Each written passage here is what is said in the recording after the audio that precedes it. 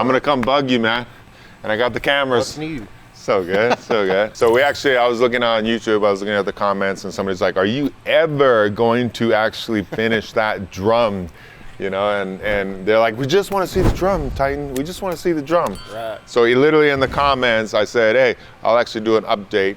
And chances are, we're actually running. I mean, who knew, right? Right. We actually are running the drum right now. Yeah. And stuff. One of the biggest things is we have so many different projects going on here at Titans of CNC, and we are also doing curriculum for the academies on the back end. So you guys will see the videos on YouTube or Instagram or TikTok or Facebook, wherever you're seeing them. But at the same time, we're making videos that are straight up tutorials that maybe wouldn't do as good on YouTube, but if you follow them, you will learn how to design, how to program, and how to CNC machine incredible components from simple parts to crazy parts. So titansofcnc.com, go in there, you can actually check out all the different academies, and they're all free.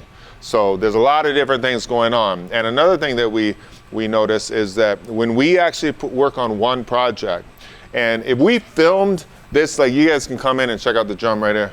So this is our setup piece right here. So we're doing aluminum right here. So this piece, if we actually filmed this start to finish, it would be hours of content. Like, we want to have a successful YouTube channel. The truth is, when we put out a 45-minute view, not enough people actually watch it. There are people that love it and they're like, Titan, more of those. But because it's not the majority, YouTube actually sees it as one of our lower videos and pushes it to the side.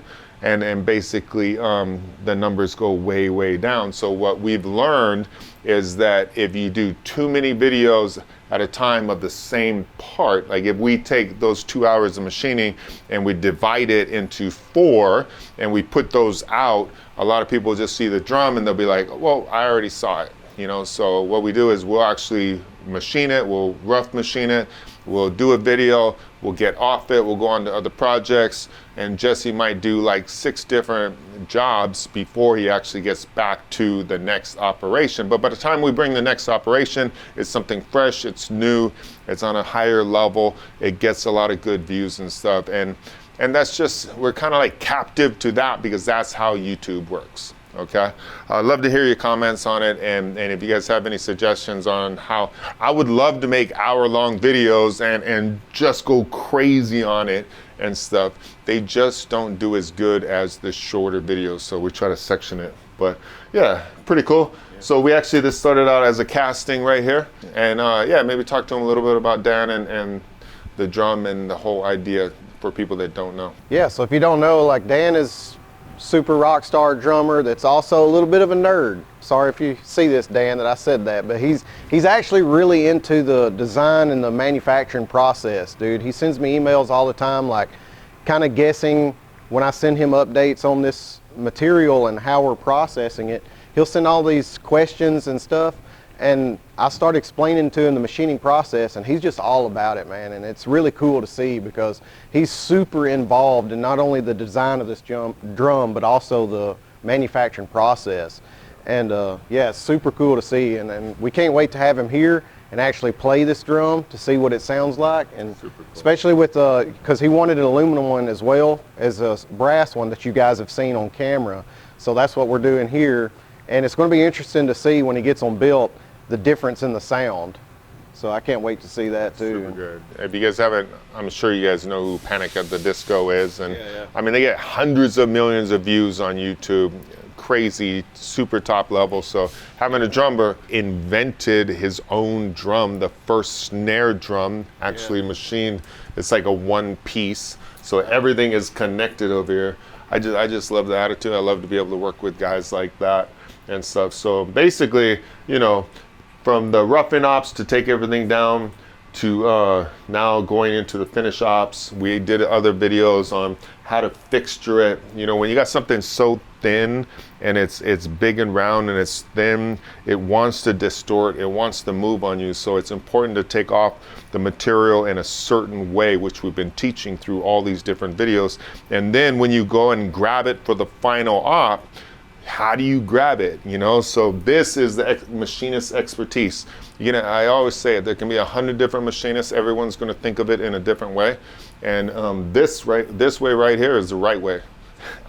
Come on, I gotta be confident, but it's the right way, because what you did was you filled it up with very little gaps. If you got a big gap and you expand, you're gonna pull the material in. So we wanna fill up the entire drum after finishing the inside all the way up, so we can grab all of it and then machine the outside and not have that much material. So basically it's not distorting. Right now it is not distorting at all, because it's just kissing this inside right here, and therefore you can machine the outside and you can let it go, and it's not going to move on you because of the process in actually manufacturing. Like Titan said, so we finished the ID, and if you remember from the last video, if you saw that, what I did is I essentially left 50 thousandths on the OD. And I did that for a couple reasons. Like, I normally probably would have taken that a little bit thinner and basically just come on this side and started doing finish passes.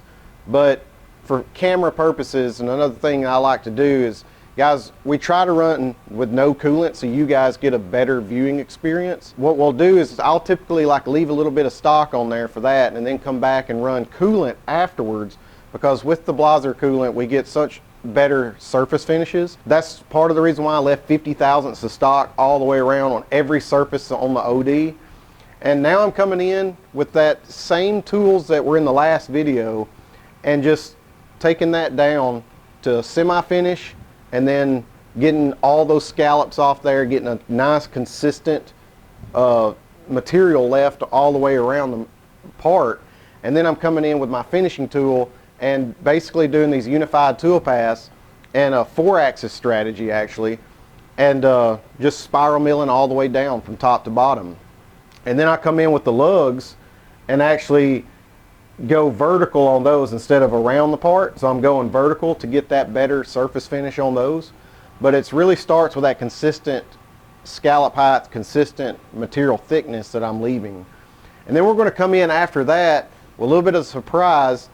You guys seen the MCD tool that Trevor used on the Sile. I'm actually going to come in with that tool on this and get that perfect mirror finish. And I think it's just going to be beautiful. And so yeah, using a lot of 5-axis tool paths on it, but really a 4-axis strategy for the most part. And then once we get this proven out, then we're going to put the brass piece in here, film that, probably come out with some good education for you guys on that, on how I programmed it, so you guys can see exactly what I did. And then he's going to put threads in, and then he's going to screw up one thread, and the whole thing's going to be scrapped. The whole thing's going to be bad. That's why I'm not Put an insert. I know, exactly. We've done different videos on that before. It's like when you do a super expensive part, a really, really expensive part, I never tap it. You always thread mill it. And the simple reason is, if a thread mill breaks, you can just take it out and restart, put another one in and restart the program, and it'll be a perfect thread. But you just never know if a tap is damaged, if it's hard materials or something. You could just have a micro fracture in the tap. You could have anything, but if you have a $5,000 piece, you're screwed. Right. So when it comes to tapping, you got to make sure that everything is absolutely perfect. And if you got money in that part, thread mill 100%. And there will be people say, no, this tap will work and that, but what if it doesn't? That's too big of a risk right there. You have customers that need their products and stuff. So yeah, super excited. So Jesse's finishing this guy. He's gonna proof out all the programs and stuff. He's already made some cuts. Then he's gonna go to the brass, and then we're gonna film the brass, and then we'll have a video, and that'll be like the final video for it. And then we'll have Dan, boom, on the drums, making it happen, manufactured, like things that you wouldn't even believe or manufacture, things that you wouldn't even think about. This machine has manufactured components. That's all it is. On that drum right there, whether it's a watch, your car, your phone, everything has been CNC machined, or the machine that did it was CNC machined. Without CNC machining, you'd be butt naked in the wilderness. I'm telling you, like, we have to respect manufacturing again. We got to get our kids excited about it.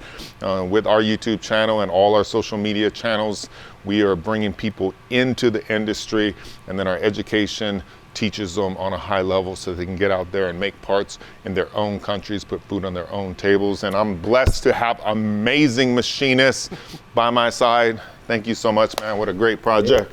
Super good. and love you guys. Please hit that subscribe button.